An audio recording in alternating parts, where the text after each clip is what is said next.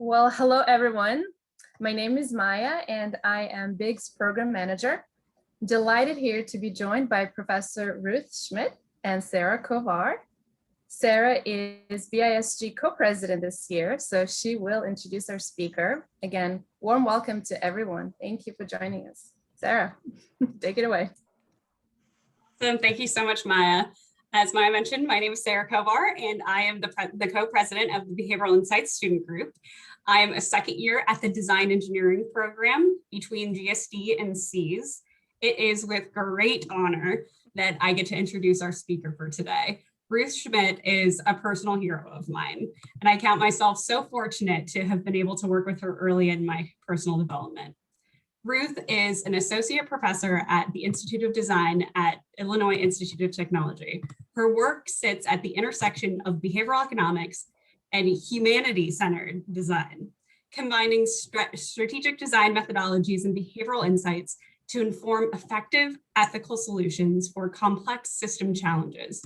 Prior to this, she was a senior leader at Dublin, an innovation consultancy within Deloitte, which is where we met, and where she led the development of applied behavioral and design methodologies to help our clients develop innovative solutions and embed innovation processes more effectively within their organizations across healthcare, financial services, education, and civic domains. She's really done everything. She has a master's in design strategy from the Institute of Design. And one of my favorite random project facts about Ruth is that she worked with CFPB, which in America is our Consumer Financial Protection Bureau, to create an illustrated financial well-being book for children. So she's done amazing, really fascinating work across a multitude of fields. So really excited to have Ruth speak with us here today. Thank you so much, Ruth.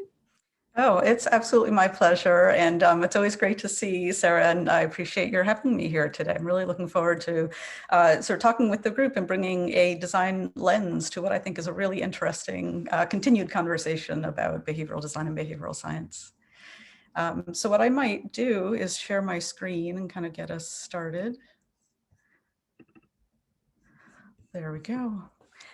So as Sarah said, I'm a designer. I'm not a trained behavioral scientist from the get-go, but I've been working in the behavioral design and behavioral science field for about 13 years now. So starting right around the time, actually, that books like Nudge and Predictably Irrational came out. And what is always funny to me is when I look back, and of course, the first thing you do when you're interested in things often is you Google it. And back then, 2008-ish, if you Googled behavioral economics, as it was normally called, and design, very little came up. There was really not a whole lot of activity. Contrast that with now, where you look at that and there are not only dedicated companies, there are obviously Nobel Prize winners in our mix, there are all sorts of training capacities. So the field itself is really taken off. However, it is still fairly new. It's a fairly new field, right? So part of what I would like to explore today, it's a little heady to say like this is the future, because some of these conversations are actually already happening. But what I'd like to talk about a bit is what does it look like if we start to expand on what behavioral design currently does? What are some of the things, some of the conversations that are already occurring, most specifically around how systems design can play a significant and important role in what it is that we're doing. So with that, to kind of kick it off, I realize it's a hard act to follow, I know, and I recognize that Richard Thaler spoke to hopefully many of you were in the audience yesterday.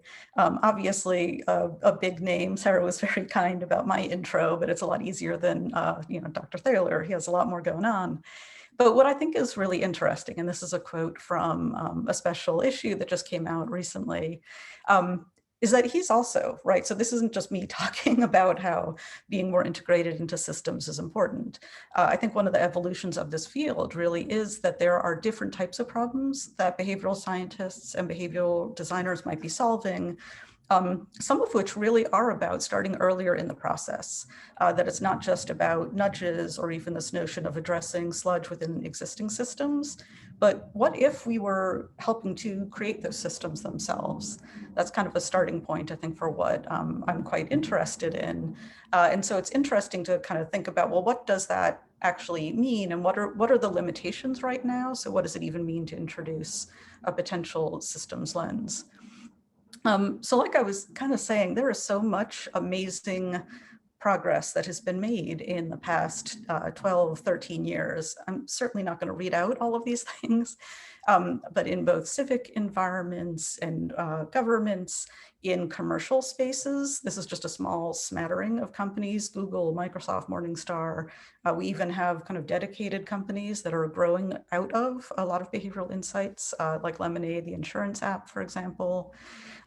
There's deeper and deeper integration into commercial and civic enterprises themselves.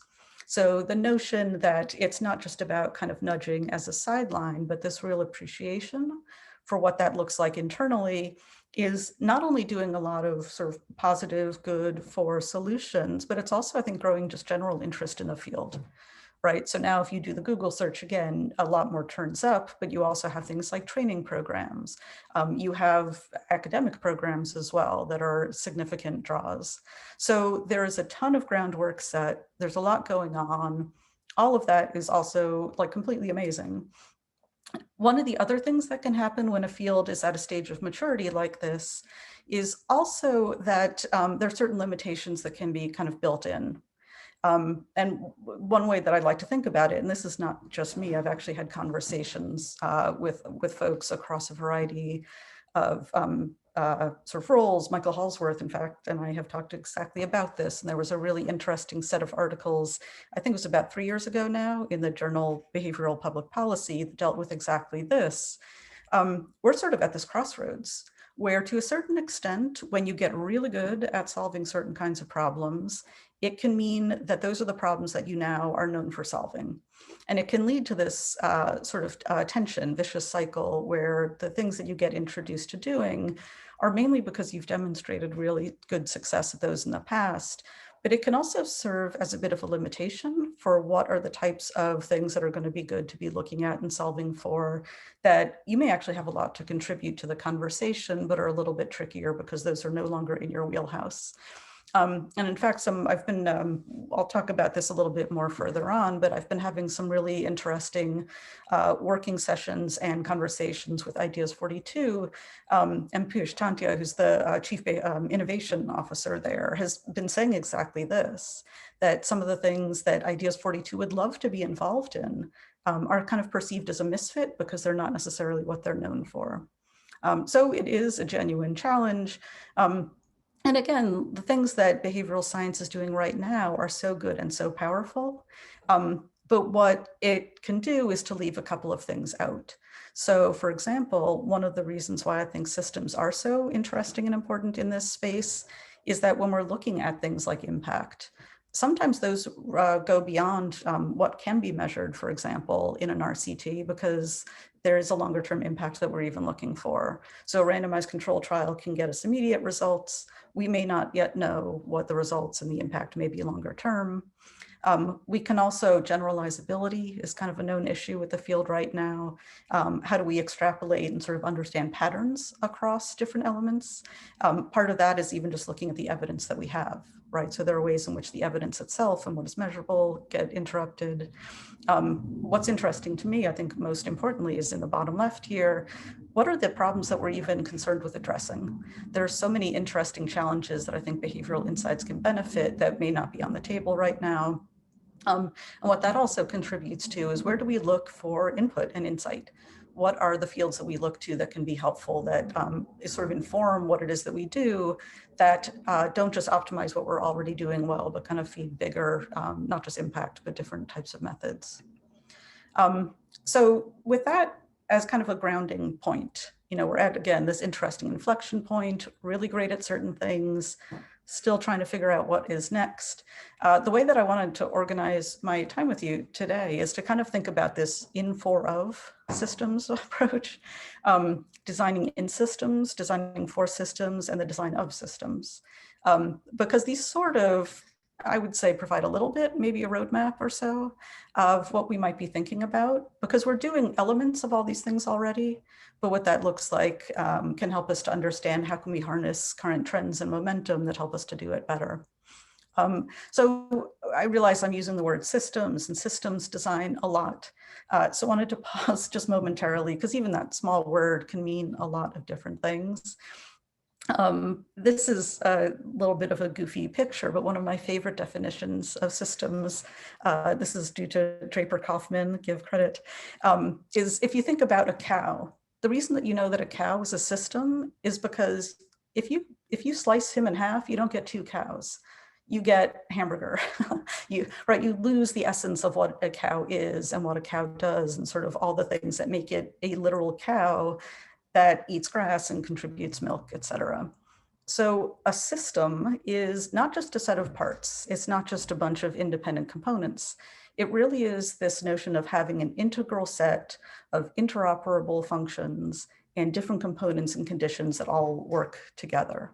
So when I'm talking about systems design and systems, I think that's kind of one important consideration, is that we are thinking about not just solving for individual parts and pieces, but what are the ripple effects? What does that actually look like in a more comprehensive way?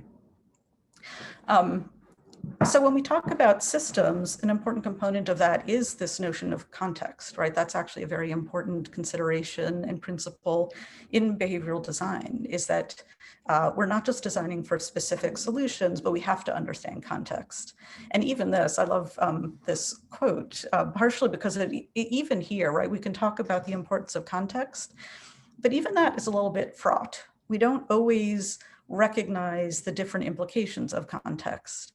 And here again, we sort of introduce that generalizability challenge of what are the ways in which context helps us to design in certain parts, but what are the things that we maybe lose in the details? How do we take from experiments, which are incredibly insightful and important, and recognize that the internal validity that those show may not match the external validity of the context we are designing into? So that tension between recognizing context and designing for it is kind of key, I think, in part to designing in systems. We need to understand those contexts that we're designing into. I realize it's easy to use COVID as an example. I will do it here on and off just because it provides some sort of, again, recognizable kind of present tense things that we can be discussing. So if we're thinking about context, what does that look like? What does that mean? Obviously, behavioral change, mask wearing is a really important part of what we recognize now as reducing viral spread. It's essential to doing that. I think that's sort of now been the aerosolized nature of the virus. It makes it clear that that's a very important component.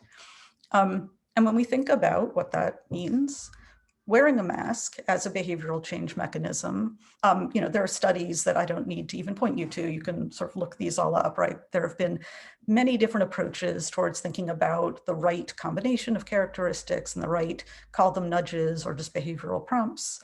So sometimes it's just a matter of getting access. There's all sorts of information, for example, what are the right forms of data. Seeing qualitative data and quantitative data and stories and anecdotes all feed our sense of what is good or right to do. Pro-social norms, so all of these, right? There are different ways in which we can think about specific behavioral strategies to identify and work on this particular problem. And that all makes a ton of sense. But it is, again, a bit more complex. We are not just looking at wearing a mask as an isolated incident. We are looking at that really in the context of many separate, important other contextual forces that are going on.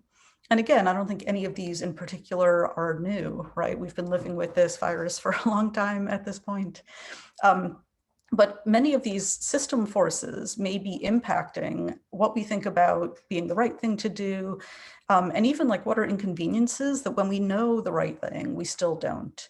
So even here, for example, in the bottom left, like just the visceral, I live in Chicago and it happens to be like 80 degrees today, and masks are not comfortable when it's 80 degrees, right? It was actually kind of okay when it was the winter time. People worry about maskne, right? Don't ever underestimate the importance of designing for vanity. All of these things are very critically important and different forces and contextual elements that we need to be designing for.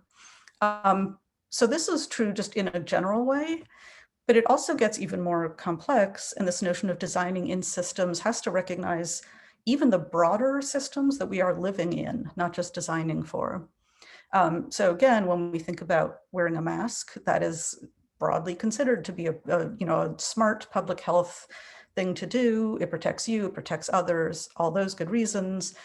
We also have data that shows that Black and brown populations are maybe more particularly vulnerable to COVID-19 effects. That is due to a bunch of different reasons, because many people may be in service jobs, for example, and just the populations there are suffering at greater degrees in contrast with their percentage of the population. So you could say, well, okay, that's just a matter of sort of making sure that that population hears these messages more or is sort of more attuned. And yet the system that we live in here in the US, and especially we're only a week out from the George Floyd, Derek Chauvin trial, which clearly indicated that it is not a neutral act to be Black in the United States. And especially for Black men, wearing a mask, and I don't know if you can see on the screen here, like wearing a mask as sort of a public health issue, but also a matter of staying alive, because if you wear a mask, you may be more likely to be harassed by police. So this sounds very sort of doom and gloom. There's a lot that we need to be looking at, designing for. The reason I mention all this is because this notion of designing in systems is both critical and also just complicated. We can't fix things, but if we're not recognizing the importance of them, we're not sufficiently designing for the right problems. We can also, sort of expanding on that, recognize that not only is it about the different types of individuals and what we bring to the table in terms of what is contextually right there, but even as designers, our sense of what right is can be quite personal and quite biased. And as behavioral designers, I think we kind of know this, right? We know that humans are biased. That is part of the deal. But we may not realize that to the full extent that we need to. And I use this as an example, just even of what good health is. There are very clear sort of characteristics, scientifically speaking, about certainly good health being the absence of disease. But when you ask somebody if they are in good health, you will get different responses based on who they are and what their expectations are and where they have been. I did some user research, for example, a number of years ago, and we were talking to this very nice woman. She was probably in her 60s. She had, I don't know, 3, 4, 5, like significant chronic illnesses. She had COPD and heart disease, and was wearing oxygen cannula all the time.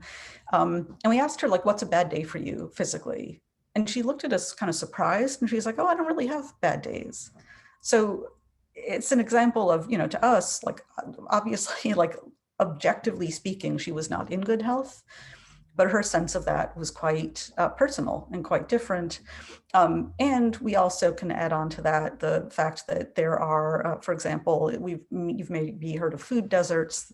There's a similar conversation going on now about fitness deserts, right? So I always cringe a little bit when I hear about studies that use going to the gym as a proxy for like maintaining good health, because that's a very kind of upper middle class, sort of urbanish way of thinking about what health is. And there may be cases where that is desirable, but simply not present. So again, this notion of context being kind of broad and diverse and recognizing where our own sensibilities may be getting in the way. And we need to recognize both what is realistic, but also how do we solve these problems in a slightly different level. So a lot of what I was just describing may be somewhat familiar. Those are kind of these design in systems that we're already doing. Pivoting now a little bit into designing for systems, which to me speaks to a little bit more of a sort of active or almost aggressive role. Like, what are we designing specifically for, not just recognizing the systems are there passively, but actually actively designing for them, there are a few different ways that we can think about that. And one of the challenges of this, I would say, is that systems themselves tend not to be stable. They don't stick around in the way that we think they're going to. We can design something which works well initially that may not work over time. So I've started to sort of think of these in terms of like, how do we avoid the brittleness in solutions and how do we create more resilient ones? We talked a little bit already, or I did, about this notion of value, right? That what is valuable to different people or different populations may be quite variable. And therefore, what we think about a solution that may work in one place may be brittle elsewhere because it doesn't speak to a new set of folks. We can also look at these other two characteristics of what brittle solutions sometimes manifest. One is that we don't recognize the changes over time. So again, in this COVID world that we live in, right, this system has changed radically. I would say most recently by the introduction of vaccines and vaccination. That has really shifted the terms of the conversation that we are having. So this notion of persistence over time is something that we should be at least considering. And then the stability of systems themselves. We are not always designing into a stable system. And I should also say, it's not to imply that stability isn't necessarily a good thing.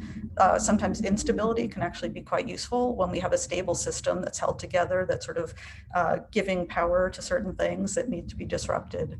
But this notion of kind of persistent stability is also an issue too. So here wanted to describe a little bit about what are some strategies that we might use that build from futures and foresight, not as some kind of predictive mechanism. So this is not about predictive analytics, but how do we even conceive of what it is that is the right thing to be solving for, and what are some disciplines that we can borrow from? So this notion of the futures cone is kind of built up over a number of different thinkers and kind of characteristics. When we think about sort of the projected future, there's a little, that's basically just where we see that sight line going, right? We sort of have a sense of what's happening. The likelihood of that happening is in some ways pretty slim because it's only one example out of many. But the notion of probable futures can be kind of useful. And this is often the way one thinker who's often associated with this, Herman Kahn, who worked with the Rand Corporation, for example, this was like back in the 60s, took game theory and military strategy and had these notions about futures based on what is probable. So how do we take likelihoods and help us to think differently about what we might plan for? So that's definitely useful. There's also the notion of preferred futures, which may exist outside of the probable ones, but they are still kind of preferred and interesting. And one of the thinkers that's known here, Gaston Berger, who developed, he was French. This is a very French way of thinking, I guess, this idea of sort of preferred. It's also a very designerly way of thinking, if you will, in that it's sort of optimistic about what we might create, not what exists. But he developed this sort of manner of thinking called la prospective, which is about kind of what are the potentials? What are these preferred things that we might do? So sort of what should be is another way of thinking about the future and how do we design towards that? We then have what may be the most relevant, I think, to this conversation, which is this notion of plausible futures. So it's not what's gonna happen or even likely to happen, but what's a plausible set of circumstances that we may need to consider. And this notion of scenario planning, which is now fairly common and it's integrated into business strategy, sort of plays with this idea of plausibility. So the ways in which we might think about designing for things is really about expanding our sense of options, but being concrete and crisp about that. Because it's not just sort of brainstorming, but it's actually sort of being systematic about how we go ahead. This notion of the futures cone, by the way, it does open even further. And the reason why this is kind of interesting is because things may actually bounce around. So the notion of like space travel at one point sat in preposterous, but now it's sort of moved up. So obviously it doesn't stay in one place all the time. So one thing that I've started to find interesting, and this is from a paper that just came out fairly recently, is creating a bit of more systematic thinking. I'm calling it behavioral planning just as a riff on scenario planning. But what does it look like if we start to take this same sensibility and the same lens about what are plausible things that might happen? And one kind of piece of this that I think is useful and important is it also situates behavioral interventions as not just sort of fixed in time and you throw that into a system and then it just sort of does its thing. There is interaction both ways. An intervention acts on a system, but systems can interact on that intervention itself. So in this model, which again, is just sort of used, I wouldn't say it delivers any kind of answer, but it can provide a little bit more sensibility about what are considerations that we might need to be designing for. So if we think about adaptation on one axis, and then kind of where are the conditions being set, either top down as sort of human created or some that just appear organically, it can start to help us think about like, what is the set of things that we need to be addressing?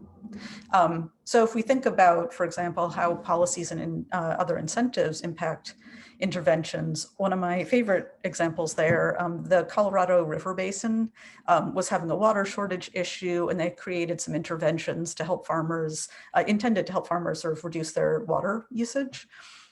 It ran straight smack into a set of use it or lose it policies, in which case, if you didn't use water, then there was less that you were going to have access to later. So that's kind of like one of these clear examples of a tension between policies. We also see this all over COVID, right? Where there are all sorts of different policies that may be slightly conflicting or contradictory that change the way that we need to understand our system. Changing boundaries of problems is a really interesting element too, and this is taking that longitudinal view. One interesting example to me, for example, is that the gig economy is shifting how we even think about things like retirement, right? It used to be that if there was, and this again is maybe more specific to the US, 401ks, programs like Save More Tomorrow are great. They're also designed to be specific to certain types of conditions, certain types of employment conditions. So how do we actually understand what we're solving for? Moving lower right, situational factors might even just be due to things like the nice weather, right? There's this recognition that when it's nicer, people go outside. New Year's resolutions kind of sit there too, these sort of environmental factors. And second order issues, I think, are a really interesting place where we maybe don't always pay sufficient attention. There's a lot of the sort of COVID second order issues that are coming out, for example, mental health issues or even domestic violence. There is also, and this is something that I recognize as somebody now in academia, that's critically important too. Women, for example, are sort of losing ground professionally because they are now taking on caretaking roles that they didn't before.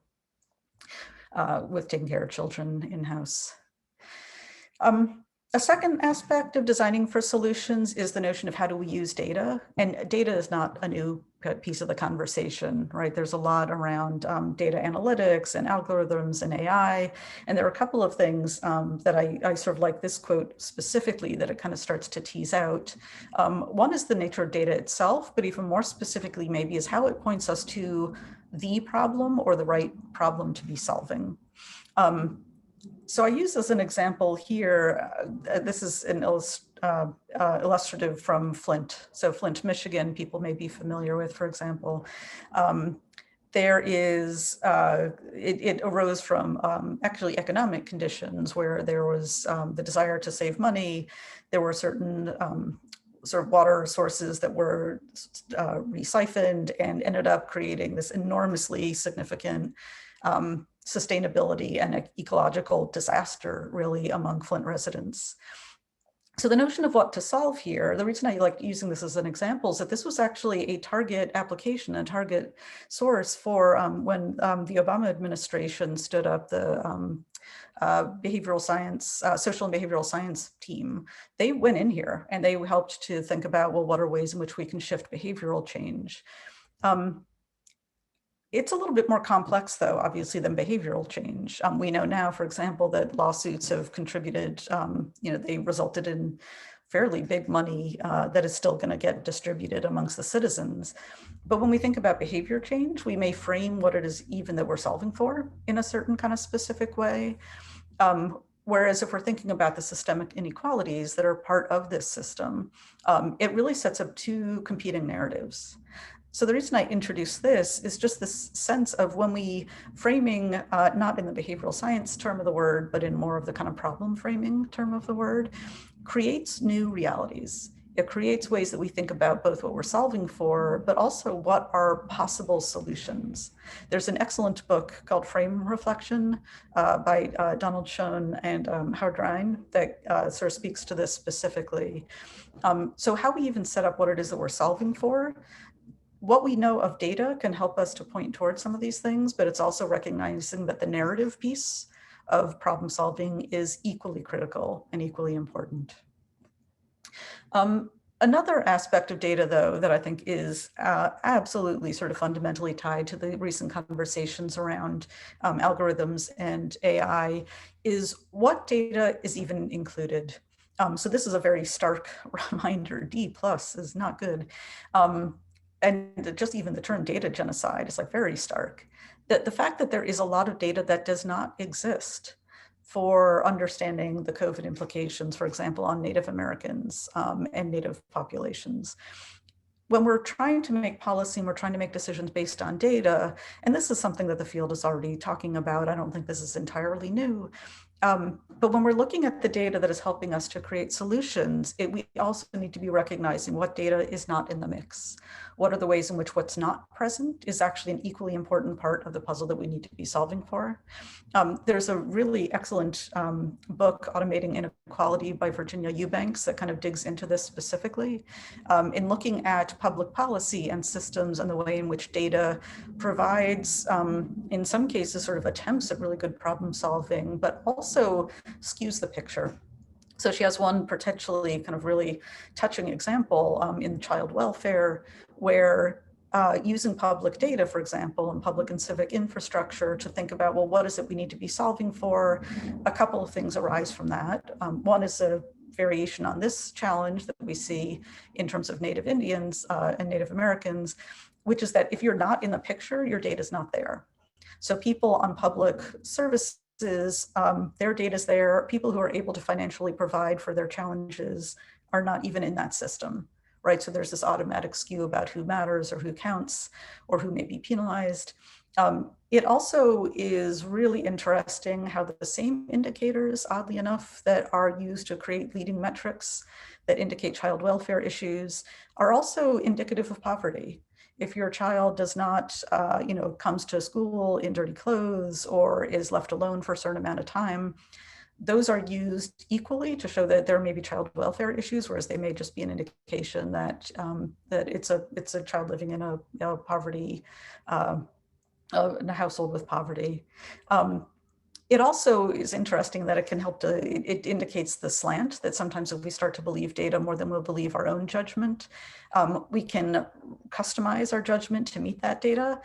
So the whole conversation around how we think about and use data as we're creating interventions is complicated. It is a balance, and I think recognizing where data is useful, where the data analysis can help us to see new things and help us see new patterns, but also not giving up our own agency about being able to decide what is useful and using our own judgment about being able to tease that apart.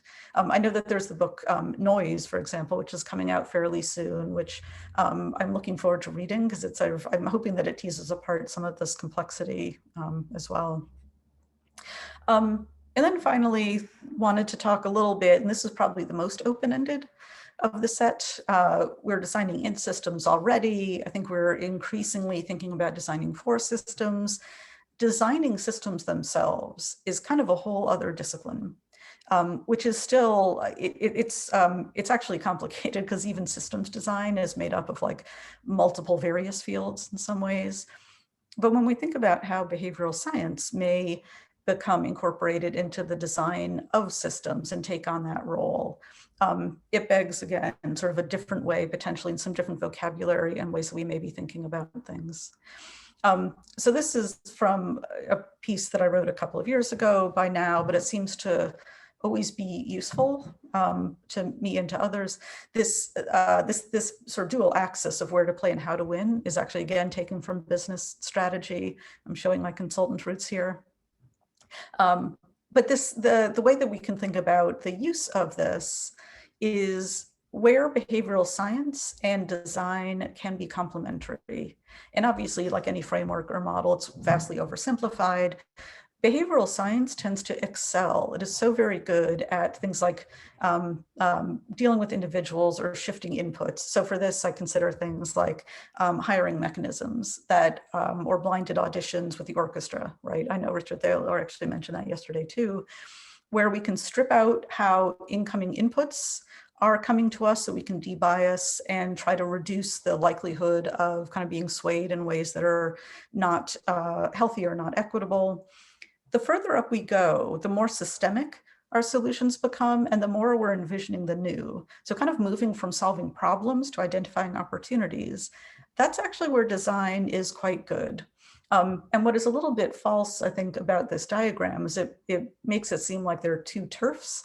I would actually think of it much more as a gradient. And I do feel like, as somebody who works in design but has a foot in behavioral science as well, the things that these two systems, or these two disciplines rather, can feed to one another have such interesting potential, and especially around thinking about what it takes to design systems and how we might integrate those.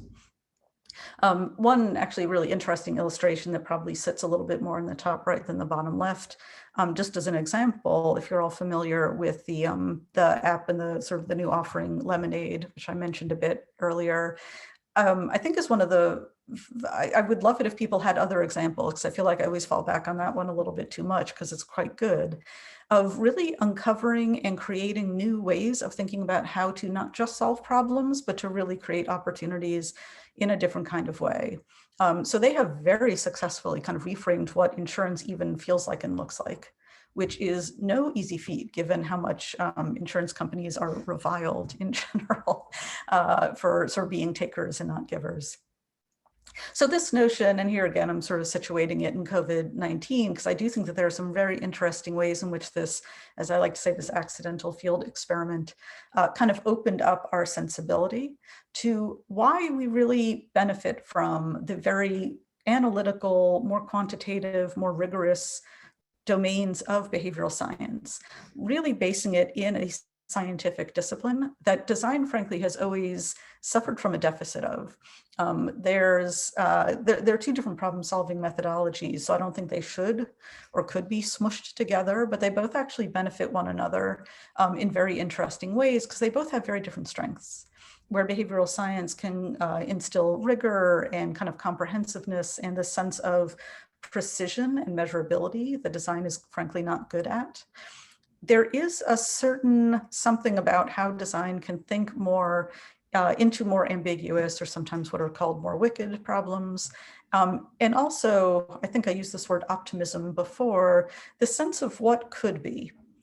There's a very interesting example. Sendhil Mullainathan, who I know was at Harvard for quite some time, he's now at University of Chicago, and he spoke at a lecture at Booth a couple of years ago, and he was describing this solution called Becoming a Man. And this was from, I think, the Urban Poverty Lab, where basically Chicago's south and west sides, there's a lot of gang violence, a lot of also poverty, and there's a pretty wide population of young men in particular who are likely to sort of get into trouble if they're not kind of, if the conditions are poor. It's just sort of easier to sort of go down the path of least resistance and end up in places you don't want to. And there is this Becoming a Man program is essentially sort of cognitive behavioral therapy. It's the closest I can think of, sort of a self-regulating opportunity where people are sort of taught to recognize their own symptoms that they might slip into kind of violent or provocative behavior. And so Sendhil Mullainathan described this example, and I still remember very clearly, he sort of described it as like, kind of crazy, but it works sort of thing. There was this sense of like, it was a little bit of an odd, surprising solution that struck me as so interesting, because I think it's exactly one of those situations where clearly the sense of being able to use those sort of slow down, self-regulating kind of positive friction elements did not necessarily come from behavioral design, but still had such a powerful impact on this kind of problem solving.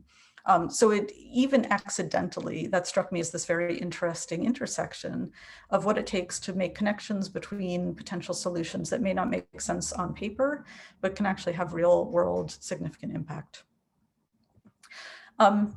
So as we're thinking about that, I think sort of opening back up to what design of systems can look like, increasingly one concept that I think is going to be more and more important is this notion of what I am calling now choice infrastructure, as distinct from choice architecture, which is really thinking about kind of the undercurrents, the underlying elements of what it takes to do things. When Thaler was speaking last night, for example, he introduced this notion, I think he called it like financial addresses almost. Like, to me, that's a choice infrastructure solution. If you're going to, he was using it in the context of being able to sort of push money back and forth, for example, if for your taxes, you don't have to file taxes. There's something which essentially serves as a mailing address, but for finances. Choice infrastructure can create this set of systemic connections. It's the same way that we have, connectivity. That's an infrastructural solution that allows for certain things. And I think that's a very interesting place where behavioral science could play in recognizing what can we build on, what are those infrastructural elements that can help us to be smarter and to create solutions that can be more scalable, because that is something that system solutions can do as well. Kind of coming out of that, and this is very early thinking, but it's helping me at least to get my head around what are some of the ways in which that impacts the way we currently solve problems with what we might solve next. On the left, we talk all the time about solving for context, solving for users, solving for behavior. Some sort of more sort of an evolution, I would say, of what that might look like is that if we're thinking about conditions rather than context, or in addition to, not instead of, that's sort of like this sense of being able to be more fluid about what we're designing for, and the fact that conditions underlie all sorts of different elements of a system. The conditions are what allow systems to happen. In some ways, those are kind of that infrastructural piece that allow things to continue. It's not just the backdrop, it's sort of an active sense. The notion of agents, in addition to users, is coming out of, I won't get into a whole post-structuralist thing, but essentially when we think about things besides humans having power, that lends itself, it's almost in some ways what choice architecture is already doing. We recognize that things in the environment surrounding us have a great deal of impact on what it is that we do. One example that I like to use there is that, for example, if you hear a conversation behind a closed door, that door is not neutral. The fact that that door is closed implies that it's private. It implies that that is not a place for you to go in. So in some ways, like, that door is imbued with agency in a way that we don't always think about it. So in systems conversations and systems design, that tends to be kind of a critical concept as well. What else has agency and might hold power? And then finally, sort of evolving behavior into the notion of interactions sort of naturally evolves from the nature of systems, right? Where we can be looking at behavior, but it's really how those behaviors connect, how those relationships take place that can lend themselves to what we actually need to be sort of considering and designing for and measuring as we're thinking about what solutions are. So one just sort of last couple of thoughts before I turn it back over to Sarah. All of this grand vision, still very unformed. I think there is a lot yet to be done in terms of how to consider how to design for systems and what that takes. That said, I am very solidly convinced that it's not a single discipline that is going to do that well. The sense of being able to sort of pull in a transdisciplinary way from different disciplines is going to be important to that, not just because it brings different disparate opinions together, but also, thinking about a quote like this, for example, it sort of comes full circle, right? There are certain things that behavioral science does extraordinarily well, but if those become kind of the wall that we build around a certain discipline, it means that we lose a ton of opportunity to solve problems differently and to think differently. There's no shortage of research these days that diversity, right? Diverse opinions put together actually lead to much better and more interesting outcomes. I think this is a perfect example of that. And it's also, I think, where we are as a field right now. So this is a bit of a generic sort of arc. Although what was interesting as I was thinking about this is that design thinking followed a very similar path. So in some ways, behavioral science is kind of just following suit. Starts out as sort of cocktail party novelty, then it becomes the fix-all, the silver bullet. People realize that's not true and was never even possible. So, now it's sort of dismissed, then increasingly clarity of value gets established. And I think where the field is right now in terms of behavioral design is really pretty far along. I think there is this urge to consider how it can be a real capability and integrating that capability into organizations. Where we are now that becomes sort of an interesting divergence, though, is that when you get to that point, there's also this tendency for democratization, where it's not just about who got trained in a PhD program, but now, for example, there's no shortage of training opportunities where it's like become a behavioral scientist in 6 easy sessions kind of thing. That can, as somebody who's a designer who recognizes that there is a lot of opportunity for people to become design thinkers in 5 minutes, can feel really tense because that can sometimes feel like it's devaluing where the field is going. I actually think it's a really interesting spot to be. It does require considering and thinking about like what are criteria for what good looks like. There are going to be opportunities where somebody takes a short course, puts out a shingle, and may not yet be equipped with what their sort of true, with the real talent or notion about being able to solve really good problems well. But sometimes that is okay. In the same way that you don't need a doctor to put on a Band-Aid, you may not need a professional behavioral scientist to do everything. But it is, I think, increasingly introducing this conversation about what is in and what's out. And in some ways, this is I should have used a cow. This is like the parable of the elephant where everyone feels a different part of the elephant. So the flank is like a wall and the trunk is like a snake, et cetera. One of the reasons that these guys are all separate and all have different perspectives is because they're not talking to one another.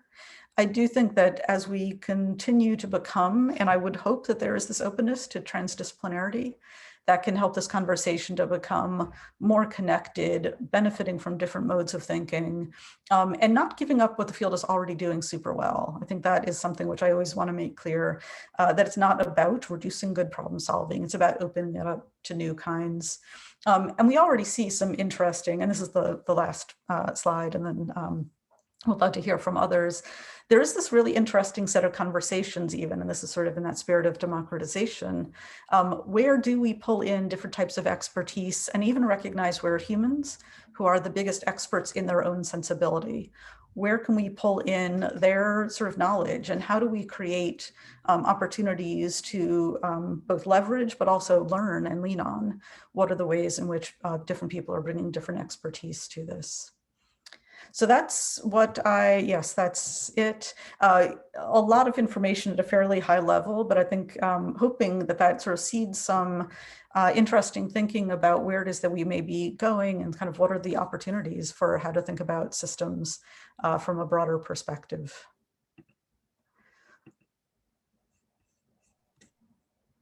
Amazing. Thank you so much, Ruth. This was brilliant. We have a lot of great questions that are coming in through the Q&A box. So folks, if you have questions, please feel free to jump in at any point. So the first question that we have here is from Barbara, who's asking, how would we define the limits of systems so that we don't end up mapping something too wide or too narrow to find a productive intervention point? Yeah, no, and that is a wonderful question. It is actually something which I think falls under, to a certain extent, that notion of problem framing. And it's funny that actually that particular question, I am running a research class with some of my graduate students right now, where we're trying to essentially think about, well, what could a new discipline be? Not to be too grand about it, but how do we combine behavioral science, behavioral design, and systems thinking? And in some ways, that particular question, I think, is one of the biggest challenges, is recognizing how do we not, there's that notion of like boiling the ocean to find a solution. How do we not do that? How do we make sure that we are solving for that right level of problem? Part part of it, I think, is the recognition that we still can and should be solving for things that are bounded. So like recognizing and having, not shirking on that, that problem framing phase of a project. Too often, what can happen is that people leap into problem solving right away without even recognizing like, what is it that we are solving for? So it's not a perfect answer to that, but I think there is a great deal of deliberateness about recognizing what is it that we are solving for, but also what are the different lenses that we need to be addressing. So there may be certain behavioral aspects of what to solve for. We also need to recognize kind of what are the systemic implications of that. Most of the time as designers, we're actually beholden to a client, right? We tend not to just solve problems because they're fun. It's because somebody has asked us to. And sometimes they have their own motivations as well. So one way to think about answering that question is that it's a bit of a conversation, and recognizing kind of where are feasible boundaries about where we can and should be solving, and then recognizing what does sit outside of that, but that we may need to at least kind of keep on our radar, because dismissing it may mean that we're forgetting about certain elements or certain forces that we need to be sort of addressing and being more thoughtful about. So I think it's a great question. I don't have a perfect answer for it, because I actually think like in problem solving generally, that is often the hardest thing to do is to figure out like what to carve out. So yeah, that's incredibly important. Yes, definitely. I feel like I face that all the time. Where is that line between too narrow and too broad? Another question we have here is from Keith. When you've got behavioral scientists and designers working together on a shared problem or opportunity, what have you found to be the most effective way to align them so that they can work well together? Yeah, that is a wonderful question. And one of the reasons I love it is because some of my best professional relationships have been with people who think very differently than I do. So absolutely, I think that's a very valid sort of thing to worry about, because when we do come from different disciplines and we bring different ways of thinking, there is this natural tendency to have a certain amount of tension, like you're doing it wrong, or no, this is the way we should do that. I think one of the most important things, and it's actually in some ways, it's sort of the project equivalent of problem framing maybe, is to get, even from the get-go, we often focus on post-mortems at the end of a project. I actually think there's a huge benefit, and I don't know if it's a pre-mortem, getting aligned before we even start problem solving, to recognize where there are boundaries and limitations of our own knowledge and of the way that we think about problem solving well. And this may be kind of an obvious piece of it too. I think a deep respect for the people that you are working with who don't come from your discipline. When I said earlier that some of my best working relationships are with people who don't think like me, what I loved about it is that it forced each of us, because we respected one another highly, to be really deliberate and to be really, sometimes I use this term positive friction, to push back on like, I don't understand why you're saying that that's, the way to go. Help me understand that. So considering it a true dialogue, there's also, I think, sometimes this added complexity that recognizing what is the right thing at the right time. I've often found, for example, that design as a means to sort of help craft hypotheses is sometimes sort of more digestible or understandable, because it's a place in which we are naturally being a bit more divergent. So letting design, for example, take a certain amount of the lead, if you will, in terms of process there. When it comes to developing solutions, like maybe there are different disciplines that take the lead. So there's, I think, strong listening skills. It sounds so basic, right? But like true respect and really being able to listen to and sort of realize like what the benefits of each of the different disciplines can be, I think is what makes it really interesting. I also recognize it's not always going to work with everyone, right? I think until there's a benefit to having process, and part of that is that it helps us to kind of get aligned on things, even if we personally may have differences of opinion. I think that's one of the reasons why right now it may feel like there are two parallel paths that butt heads. And I think finding it's not creating a Frankenstein, but finding some sort of shared problem solving methods or frameworks or ways of thinking, I think can also contribute to that, because it gives us the sort of the fancy term is a boundary object. It gives us something to share that we can both take different things away from. that can be sort of a transdisciplinary help. So again, a really good question, because I think increasingly that will be important to solve. It's not just throwing people in a room and thinking they're going to get along. Problem solving is tough work. And so being able to sort of trust and build off of what each discipline gives, I think is kind of key to that. Most definitely. And then we have another question asking, could you again explain the difference between plausible and probable futures? Yeah. And that idea, by the way, this futures cone, if anyone is interested in it, I always find it just like a very interesting way to sort of expand on what it is that we're thinking about. So if you think of what a probable future is, it's like the high likelihood, right? Like based on what we know, these are the most likely things that are going to happen. So probable futures tend to be much more data-based. They're based on kind of what we already know and what we can build on. And so we have a sense of like, oh, this is what worked in the past. This is what is likely to happen. So the probability, it gives us a narrower angle, if you will, in that kind of cone metaphor, because they're just, we're basing on what we know. And so that sort of feeds that. The notion of plausibility is more about like, well, that could happen. And it may be a low likelihood. So we're not necessarily dealing with like the black swan kind of thing, but it means that there is almost a bit of a suspension of disbelief, that it forces us to get concrete, not about what we already know, but about like, well, what are some things that we're actually not planning for that could be like a plausible outcome? So they may be a bit unexpected, but they're not completely out there. And the reason that plausible space is what is often very useful in situations like scenario planning is that it forces us to be concrete about things that we may not have on our immediate radar.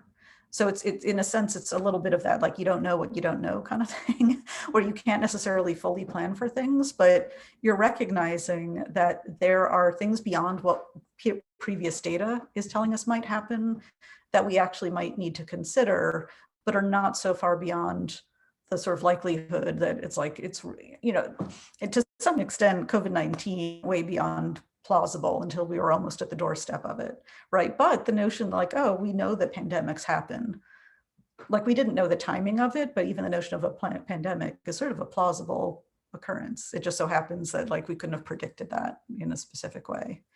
So it's really, I think it's more about degrees of likelihood and about, the degree to which previous data and previous knowledge informs where we think we are going versus what could be happening.